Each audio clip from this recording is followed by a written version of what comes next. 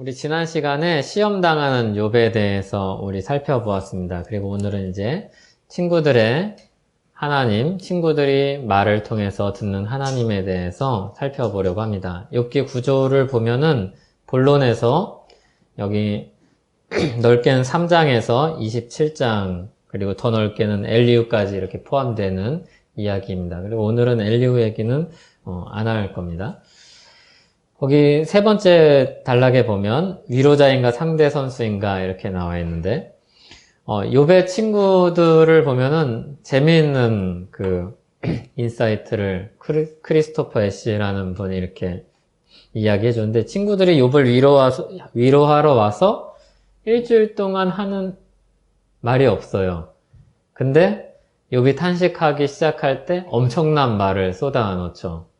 욥의 친구들이 이렇게 왔을 때 처음에 일주일 동안은 진짜 위로자로 와서 같이 앉아 있어요. 근데 이제 얘기는 없어요. 앉아 있고 위로를 정말 하러 왔겠죠. 근데 이 욥기를 더 극적으로 묘사를 하는 것 같습니다. 그래서 욥이 탄식을 하기 시작하자 엘리바스로부터 시작을 해서 막 말을 쏟아내기 시작하죠. 이 현창학 교수님 표현을 빌려서 난타전이라고 그랬는데, 욥의 친구들과 이제 욥과 대화를, 난타전을 시작을 하는데 그 선수 명단이 4명이에요. 엘리바스가 친절하고 유려한 말솜씨로 지혜를 가르치는 지혜자예요. 그래서 엘리바스의 글을 보면은 굉장히 젠틀한 신사가 신사적으로 설명을 하고 있는 듯한 느낌을 받아요. 근데 알고 보면은 뒤통수 치는 거라서 기분이 나쁜 그런 거예요. 엘리바스 처음엔 친절하고 정말로 조언해 주려고 하는 그런 뉘앙스를 풍기는데 뒤로 갈수록 분노하고 정죄하기까지 하죠.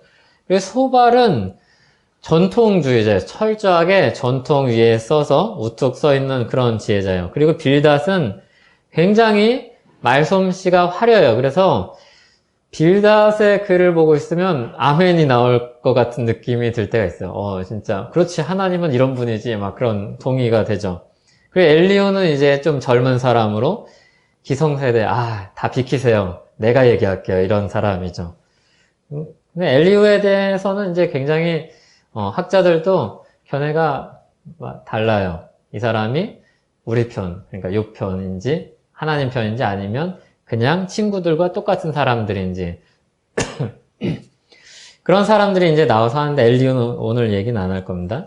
친구들의 말을 요약을 해서 보면은 엘리바스는 도덕 질서가 전부다 이렇게 얘기를 해요. 여기 나온 목차는 이제 박영선 목사님 설교에서 그 목차들 타이틀이 좋아서 그거를 빼왔는데, 다음 페이지 넘기면 엘리바스는 이렇게 말해요. 사랑하는 친구 욥, 자네에게 꼭 해야 할 말이 있네.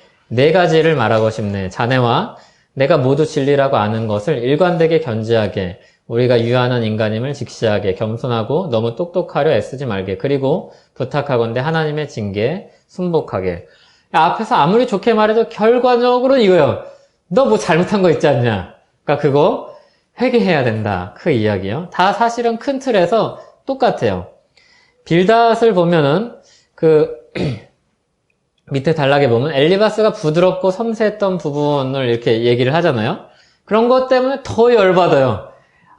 엘리바스 그렇게 말하면 안 되죠. 이 정도까지는 얘기하지 욥이 알아들을 거예요. 마치 그런 것 같아요.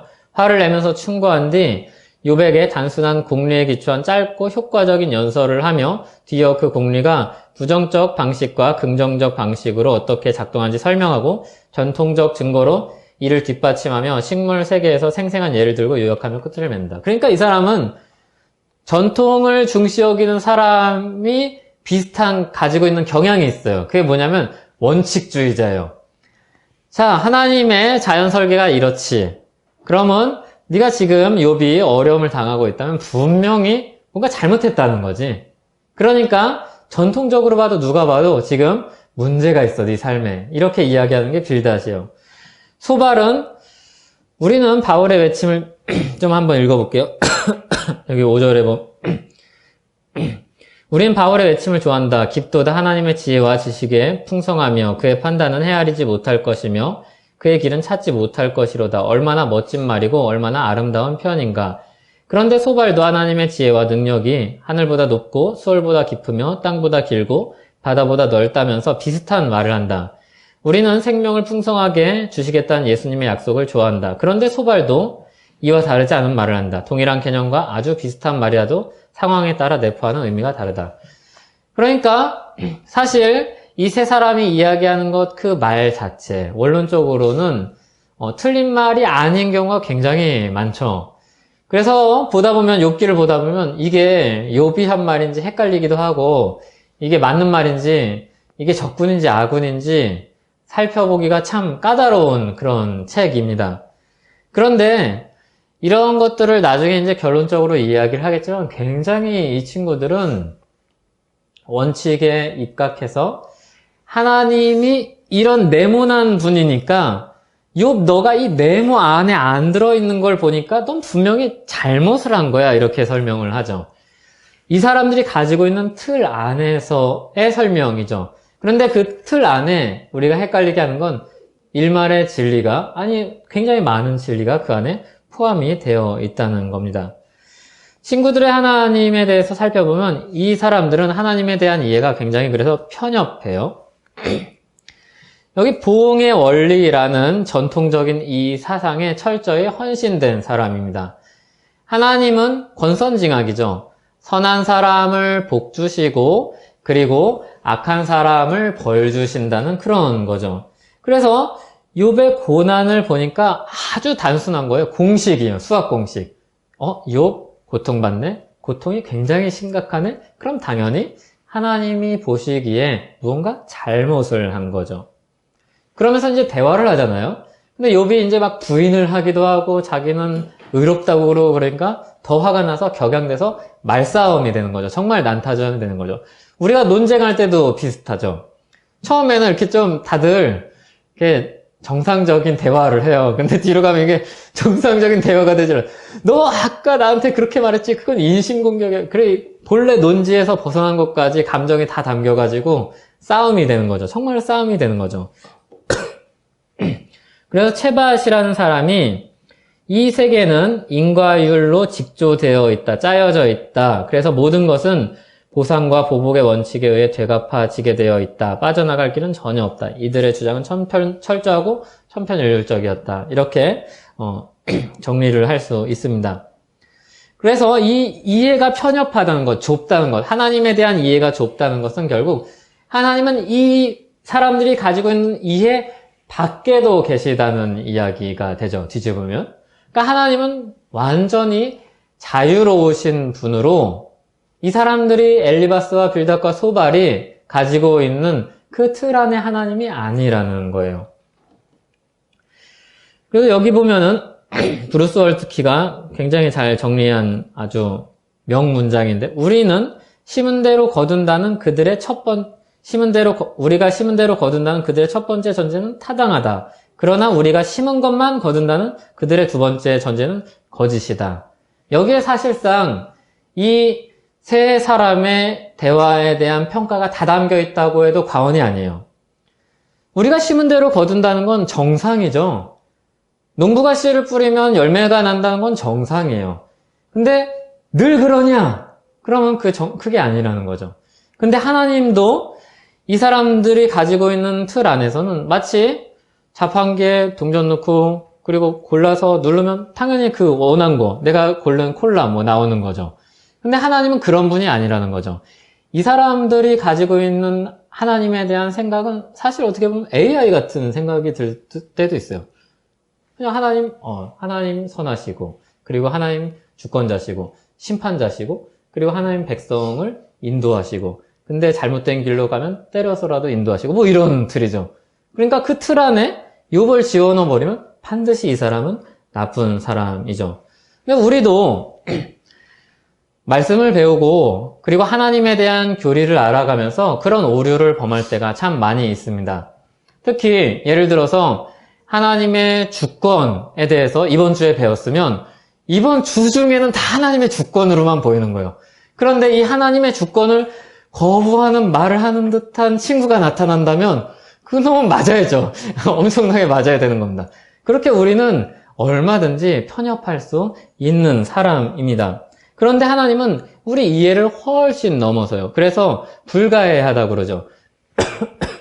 우리의 이해로는 하나님을 완전히 아는 것이 불가능한 겁니다. 그래서 하나님은 자신이 주권적인 목적을 성취하기 위해서 악을 사용하실 자유도 갖고 계시는 거죠. 근데 이 친구들은 그거 인정하지 못하는 거죠. 사실 이 친구들은 과 같은 모습은 역사적으로 늘 있어 왔어요. 대표적인 게 이스라엘 백성들이 죄를 범해서, 유다 백성들이 죄를 범해서 하나님이 아수르를 들어서 치시고 바벨론을 들어서 치신다고 할 때 이 사람들은 선지자고 왕이고 누구고 상관이 없이 다 그것을 거절하고 거부했죠. 그리고 모든 백성이 그런 이야기를 하는 선지자한테 충격을 받았죠. 우리가요? 잘못하셨어요. 우리는 선민이에요.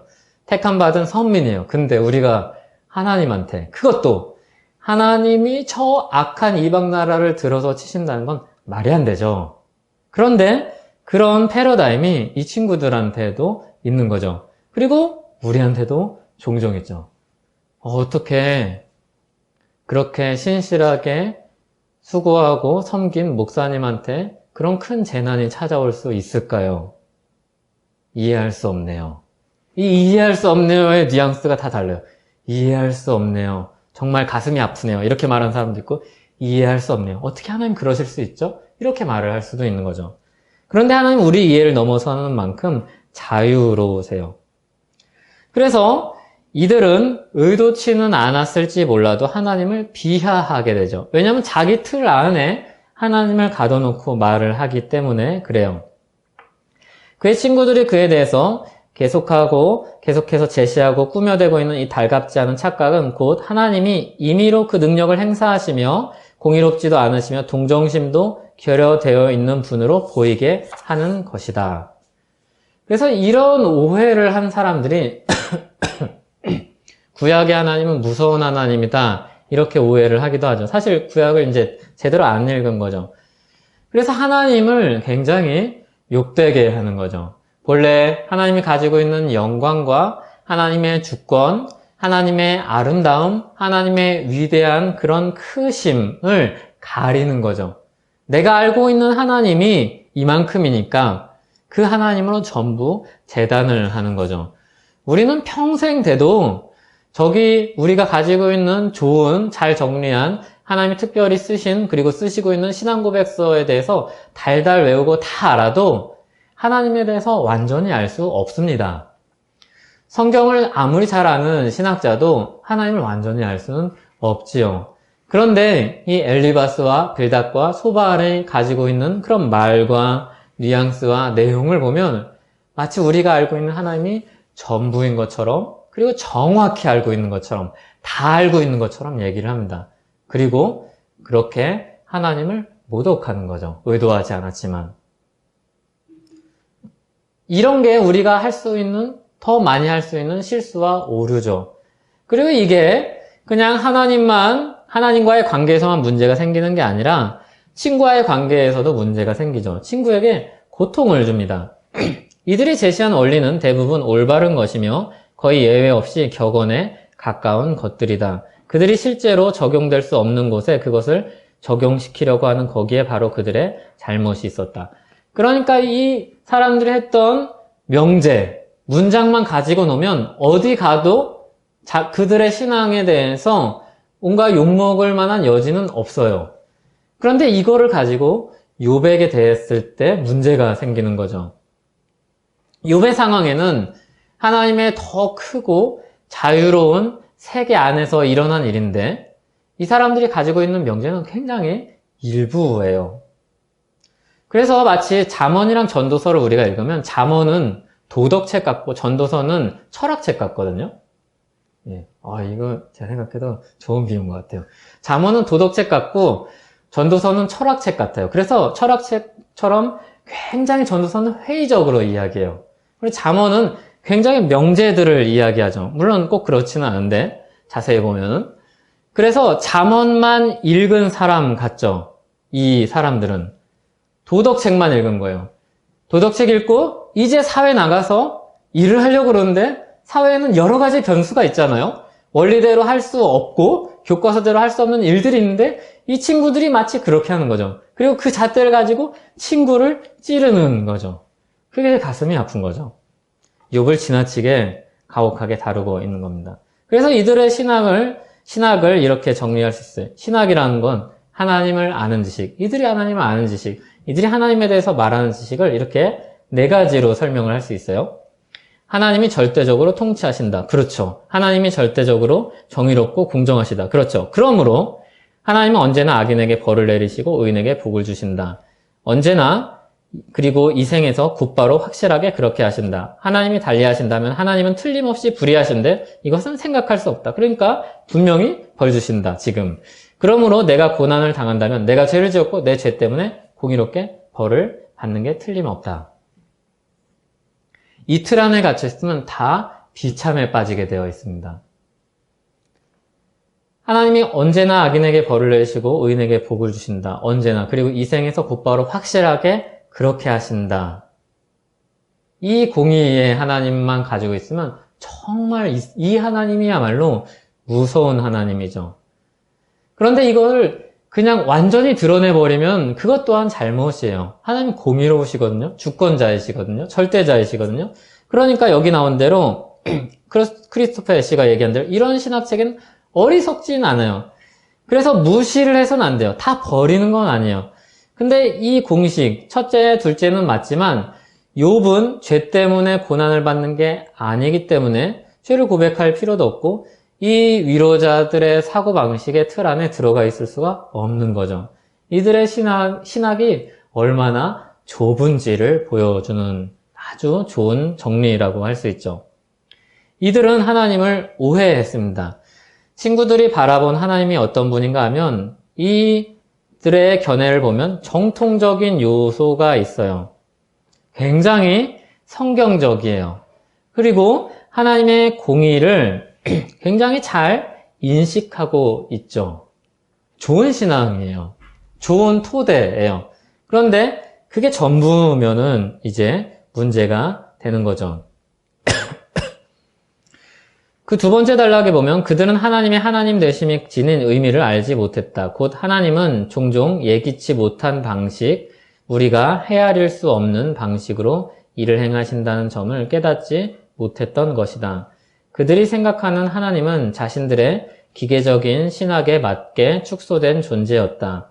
그들은 정통적인 입장에 섰을지 모르지만 고통 속에 있는 욥에게 그들은 전혀 도움이 되지 않았다. 그래서 욥은 그들을 재난을 주는 위로자, 서툰 위로자, 다른 어떤 책엔 서툰 위로자 이렇게 되어 있는데 재난을 주는 위로자가 되었죠. 그래서 이 사람들의 모습을 볼 때 우리는 반면교사로 삼아야 되죠. 이들이 알고 있는 하나님에 대한 지식의 그런 좁음, 그리고 그런 지식의 좁음을 가지고서도 다 알고 있는 것처럼 생각하는 그런 교만, 겸손하지 않음, 그리고 그런 틀을 가지고 사랑해야 될 친구를 향해서 정죄하고 판단하고 그런 역할을 하는 이런 잘못을 우리가 피해야 됩니다. 그러니까 이건 사실 야고보서랑 거의 맥락이 똑같다고 볼 수 있습니다. 그러면 이 하나님이 잘못됐으니까 원래 우리가 아는 하나님이 누구냐를 설명하고 마치려고 하는데 간단하게 이야기를 하려고 합니다. 먼저 이들은 하나님의 섭리를 이해하지 못했어요. 그러니까 이게 이들이 가지고 있는 좁은 신학 체계를 넘어서는 게 바로 섭리라고 할 수 있겠죠.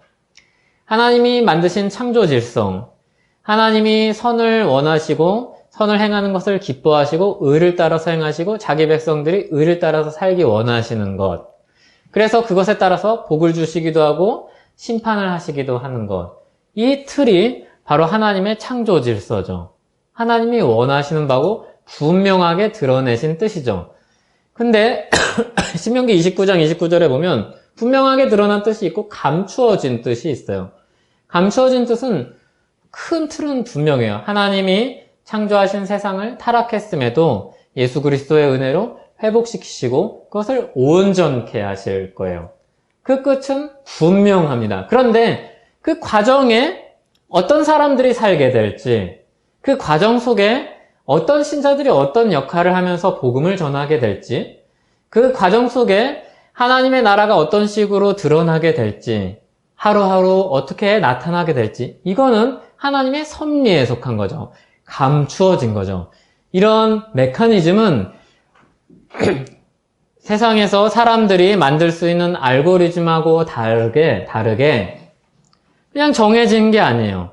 하나님의 지혜로 가장 적절한 때 가장 적절한 방식으로 저기 멀리를 내다보고 그런 식으로 진행을 하는 거죠. 그런데 사람들한테는 감추어져 있죠. 이게 어려운 것이고, 그리고 이것을 인정하는 게 겸손이고, 이게 우리의 신앙이죠. 사실 욥은 그러면서 굉장히 신앙적인 사람입니다. 욥의 상황에서는 하나님과 사탄의 대화를 알 수가 없고, 욥의 상황에서는 하나님이 거기서 어떻게 자신을 보호하고 계신지 모르는 상황이죠. 그런데 욥은 하나님을 믿고 있고 지금 어쩔 수 없을 정도로 괴로운 그 상황 속에서 계속해서 하나님한테 이야기합니다.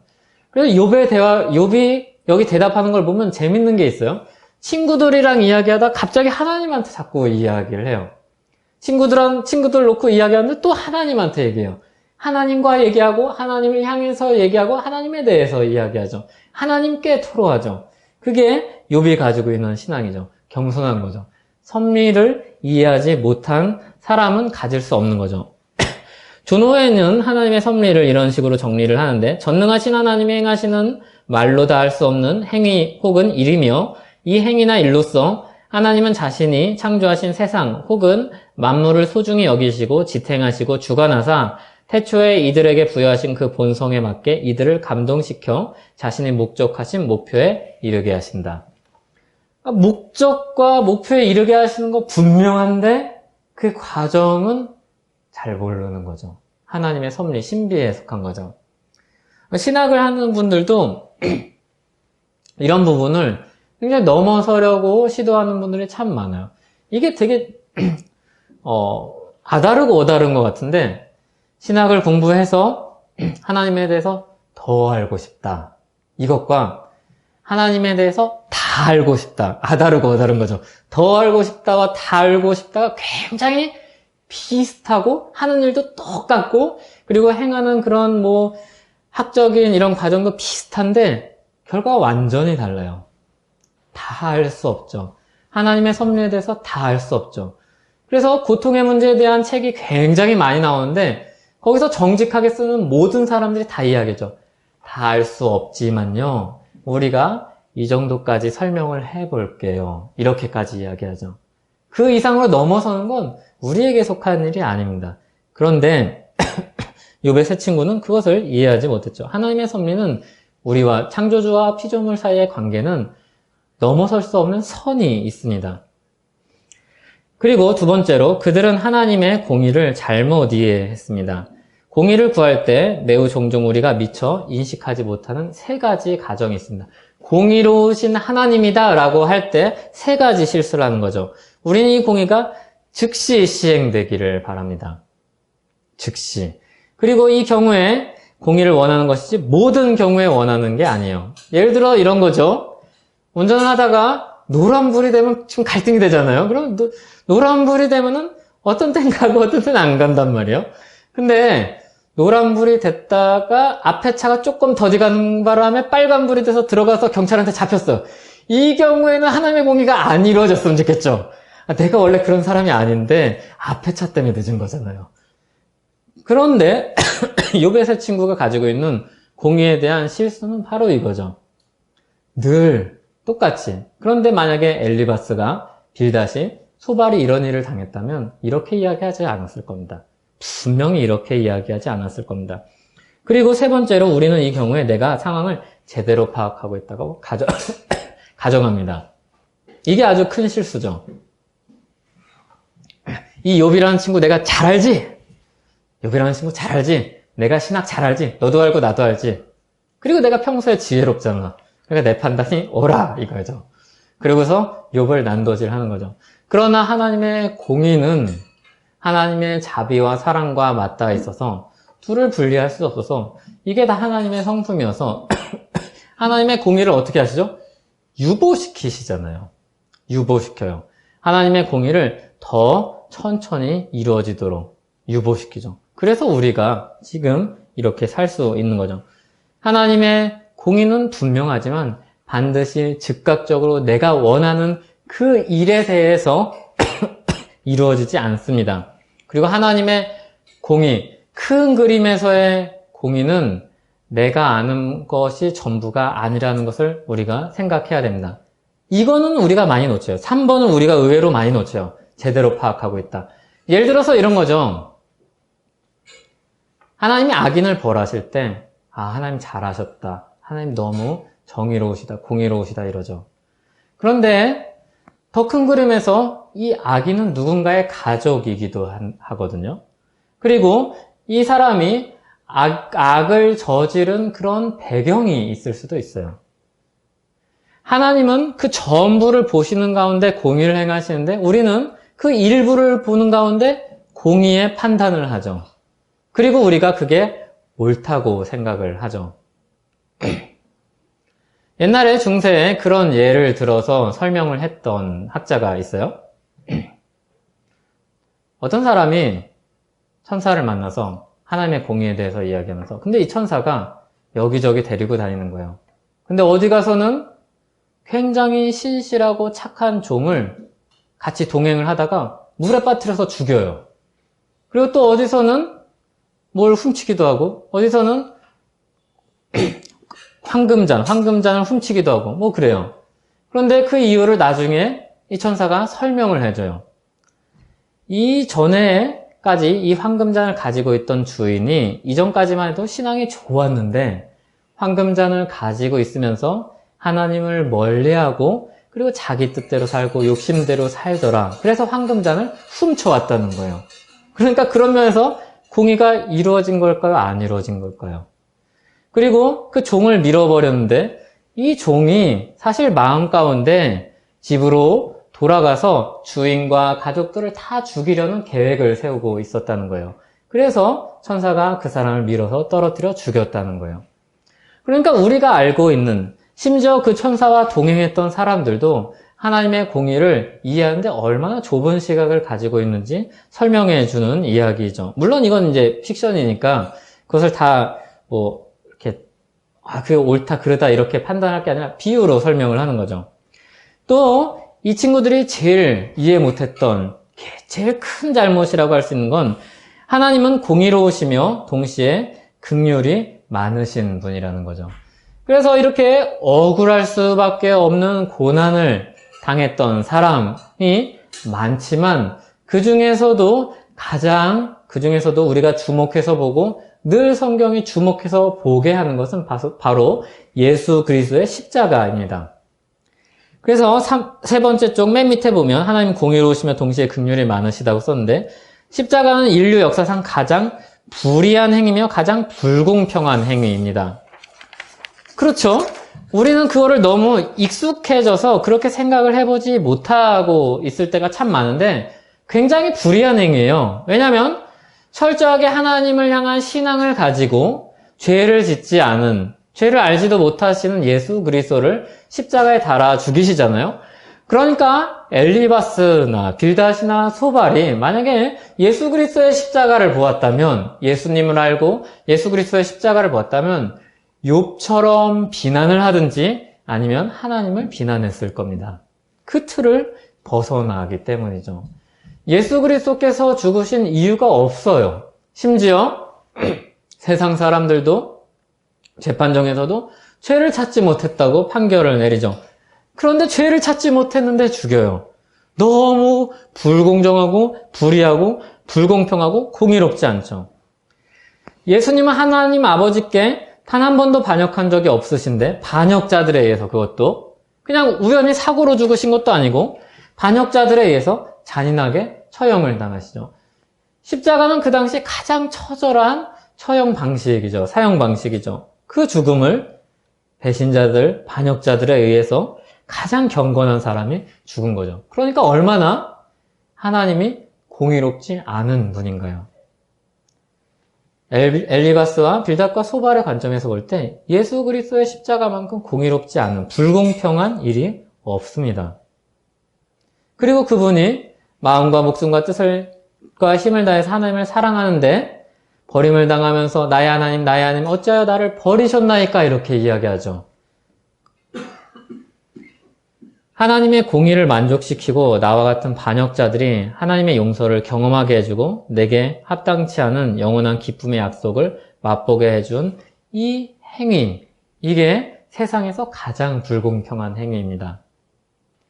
사실 예수 그리스도의 십자가를 알고 하나님의 공의에 대해서 생각을 하면 우리는 절대 엘리바스가 될 수 없고 빌닷이 될 수 없고 소발이 될 수 없습니다. 어쩔 수 없이 겸손하게 갈 겁니다. 예수님도 그렇게 불공평한 죽음을 당하셨다면 하나님의 공의, 하나님의 뜻, 하나님의 큰 계획 안에 무언가 다른 게 있다는 거죠. 다만 그거를 지금 내가 보고 있는 이 상황 안에서 내가 가지고 있는 지혜로는 이해를 할 수 없다는 거죠. 이 예수를 하나님이 그의 피로써 믿음으로 말미암는 화목제물로 세우셨으니 이는 하나님께서 길이 참으시는 중에 전에 지은 죄를 간과하심으로 자기의 의로우심을 나타내려 하심이니 곧 이때에 자기의 의로우심을 나타내사 자기도 의로우시며 또한 예수 믿는 자를 의롭다 하려 하심이라. 아멘. 그래서 그 밑에 설명이 나와 있는데 하나님께서 이전의 시대 죄들 그리고 사람들이 지은 죄들 이것들을 간과하시죠. 그리고 현재의 죄도 간과하시죠. 공의롭지 않으신 하나님입니다. 그런데 이것을 간과하시고 유보하시고 기다리시는 건 더 많은 주님의 백성들 찾고 구원하시기 위해 그 아들을 십자가에 내어주시는 거죠. 그렇게 그의 의로우심을 나타내는 겁니다. 하나님의 공의는 죄가 형벌받는 것을 요구하죠. 이것은 절대적인 진리입니다. 죄를 지으면 벌을 받아야 합니다. 그런데 이 벌을 이제 우리에게 쏟지 않으시고 예수 그리스도께 쏟으시는 거죠. 욥은 그것을 보여주는 그림자입니다. 아주 부당한 고통을 당하죠. 그리고 하나님의 은혜와 하나님의 큰 계획이 있음을 보여주죠. 그리고 그 결말에서 회개한 욥이, 겸손해진 욥이 주님 앞에 복을 누리게 되죠. 브루스 월트키가 이 욥에 대해서 재밌게 묘사를 해요. 맨 앞에 1장, 2장에 나온 욥은 초등학생 욥이래요. 초등이에요. 지금은 아주 순수해요. 아주 순수하게 자기 삶 가운데 하나님을 섬기며 살아요. 좋은 거죠. 이건 나쁜 게 아니에요. 그런데 늘 초등학생이면 문제인 거죠. 그리고서 이 친구들과 논쟁을 할 때쯤에 대학생 2학년이 된대요.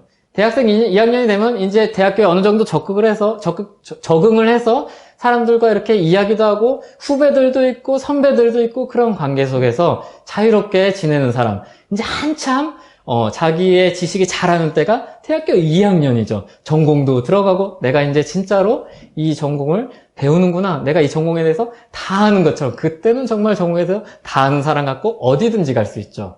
어디든지 갈 수 있는 전공을 배우고 있는 무한한 가능성의 잠재자가 바로 대학교 2학년생이죠. 근데 욥이 이 친구들과 대학을 하고 있을 땐 그 정도 수준이죠. 그리고 언제 욥이 졸업을 하냐면 하나님을 만나고 하나님의 가르침을 듣고 그때 욥은 대학원생이 된다고 이렇게 설명을 합니다. 굉장히 재밌는 표현인데 이해가 되는 표현이죠. 그때 되면 욥도 그 전에 알고 있었던 원리, 도덕 그런 것들을 다 우리 사회 속에서 어떻게 버무려서 이것을 적용시켜야 되는지 이제 조금씩 눈을 뜨기 시작하는 거죠. 예수 그리스도의 십자가를 본 사람들은 하나님의 공의에 대해서 이해할 수 있는 굉장히 넓은 그런 이해의 폭을 가지게 됩니다. 왜냐하면 불의하게 당한 예수님의 죽음이 실패나 좌절이나 부당함이나 하나님의 공의가 실현되지 않는 게 아니라 하나님의 더 큰 공의, 더 큰 의로우심을 나타내기 위한 그런 하나의 사건이었음을 알기 때문이죠. 욥도 그것을 나중에 알게 된 것이죠. 죄인들이 죽어야 될 곳에서 하나님의 아들이 죽으십니다. 그리고 하나님께서 자신의 의로우시고 또 예수 믿는 자들을 의롭다 하시는 분이심을 그렇게 거기서 보여주십니다. 그래서 십자가는 하나님의 공의와 사랑이 만나는 곳입니다. 하나님의 공의를 훼손하지도 않으면서 하나님의 선하심과 사랑이 그 안에서 실현되는 곳이죠. 하나님께서는 순결한 그의 공의를 유지하시고 충만한 그의 사랑을 부어주시죠. 바로 십자가가 공의와 사랑의 승리의 장소입니다. 우리는 이 세 친구들의 잘못된 하나님에 대한 지식의 이면에 있는, 반대편에 있는 하나님에 대한 올바른 지식에 서 있는 사람들입니다. 하나님의 공의의 크기, 하나님의 사랑의 넓이를 안 사람들이죠. 그래서 쉽게 우리는 입을 열지 않죠. 쉽게 사람을 정죄하지도 않고 패배감에 접어들지도 않습니다. 이것은 욥과 친구들의 대화를 봐서 자꾸 상대방한테만 이야기하는 것을 고정하기 쉬운데 자기 자신에게도 그렇습니다. 자기 자신에게도 하나님의 공의에 따라서 즉각적이고 오늘 이 사건에 대한 공의에 따라서 나를 정죄하지 마십시오. 그 정죄, 그 형벌은 예수 그리스도가 다 받으셨습니다. 우리가 받아야 될 벌을 예수 그리스도가 다 받으셨으니까 그 정죄의 화살을 우리에게 돌릴 필요가 없습니다. 우리에게 필요한 건 회개와 다시 주께 나아가는 그 엎드림입니다. 분명히 하나님은 공의로우시고 그것이 좋은 것이지만 공의만 있으면 우리를 다 멸망시킬 겁니다. 공의 그리고 사랑의 승리만이 우리 필요를 채울 것입니다. 그래서 우리는 이 예수 그리스도의 십자가 안에 있는 공의와 사랑의 관점에서 나가면 안 됩니다. 여기서 나가면 우리가 사람들을 죽이는 사람이 될 겁니다. 여기서 나가서 교리를 잘하는 사람, 성경을 잘하는 사람, 그리고 자기 관리가 철저한 사람이면 정말로 그 사람은 바리새인이 될 겁니다. 자기도 천국에 들어가지 못하고 다른 사람도 천국 문을 들어가지 못하게 가로막는 사람이 될 겁니다. 무제한 고난이 있을 수 있다는 게 욥기의 메시지죠. 우리는 알 수 없는 고난을 당할 수 있다는 게 욥기의 메시지죠. 욥이 그랬고 우리 주 예수 그리스도께서 그러셨습니다. 그래서 욥이 그리스도의 그림자라고 할 수 있습니다. 그리스도의 십자가 복음이 우리를 구원하는 복음의 능력이요. 그 안에 하나님의 공의가 다 담겨 있습니다. 사람들이 이야기할 수 있겠죠. 당신 같은 악인이 어떻게 구원을 받을 수 있습니까? 그 형벌은 다 누가 감당합니까? 이렇게 이야기할 때 우리는 때로는 부끄러울지라도 예수 그리스도의 십자가를 내어놓아야 합니다. 우리 형벌 주님이 다 받으셨습니다. 이렇게 이야기해야 합니다. 우리를 망하지 않으시게 하려고 죄 없는 자가 죄 있는 자들을 대신해서 십자가에서 망하셨습니다. 그래서 십자가가 빠진 모든 조언은 사람들을 낭망하게 하고 상처를 줍니다. 그래서 십자가 복음 외에 어떤 메시지라도 결국 고난받는 사람들을 절망으로 이끌어갈 것입니다.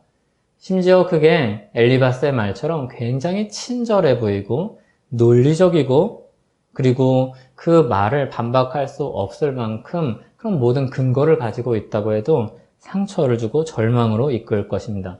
오직 십자가 복음만이 진정한 위로를 줄 수 있습니다. 그래서 정리를 하면 이 세 친구들이 말한 하나님에 대한 지식은 사람의 지혜로 하나님에 대해서 이야기를 한 겁니다. 왜냐하면 예수 그리스도의 십자가 은혜는 사람의 지혜로는 도저히 계획도 할 수 없고 실행도 할 수 없고 이해도 할 수 없는 것이기 때문입니다. 거리끼는 것입니다. 논리적인 사람한테 부당하게 느껴지는 것이죠. 원칙적인 사람한테 불의하게 느껴지는 것이죠. 왜? 불의하게 정의로우신 경건하신 예수님이 중요한 거죠. 남의 것을 위해서 그것도. 그러니까 복음 안에 들어와 있는 사람에게는 은혜이지만 그 밖에 있는 사람한테는 이게 너무나도 부당한 겁니다. 그런데 사람의 지혜로 볼 때는 그 부당함이 잘못된 하나님의 행동, 하나님이 십자가에 예수 그리스도를 달아 죽으신 잘못된 행동이 너무나도 이해할 수 없는 거죠. 자기 생각이 더 맞는 겁니다. 그래서 하나님의 공의와 사랑을 아는 사람은 우리 지혜로 모든 현실을 설명하려고 하지 않습니다. 우리 지혜로 하나님을 다 설명할 수 있는 것처럼 말하지도 않습니다. 더 겸손해지고 더 사랑을 베풀고 기다리고 함께 합니다. 함께 울고 함께 웃습니다. 나를 낮출 때 그리고 놀랍게 높으신 하나님의 성품을 닮아갑니다. 나를 낮출 때 그게 거기서 회복된 하나님의 정말 형상의 모습이죠. 그 모습이야말로 하나님과 나와의 관계를 인식하고 인정하는 것이죠. 하나님이 어떻게 계획을 가지고 계실 거야. 하나님의 큰 뜻을 모르지만 나는 하나님을 믿어. 이런 마음을 가지고 있는 거죠. 그리고 하나님의 성품을 닮아가죠. 하나님을 쫓아가죠. 기도하겠습니다. 하나님 아버지 감사합니다. 새 친구들이 했던 하나님에 대한 설명들을 우리가 살펴보면서 그들이 얼마나 좁은 세계에 살았는지 우리가 배웁니다. 그리고 주님, 우리가 예수 그리스도 안에서 얼마나 넓은 세계로 들어왔는지 또한 배웁니다. 주님, 우리는 정말 큰 은혜의 바다에 들어온 사람들인 줄 압니다.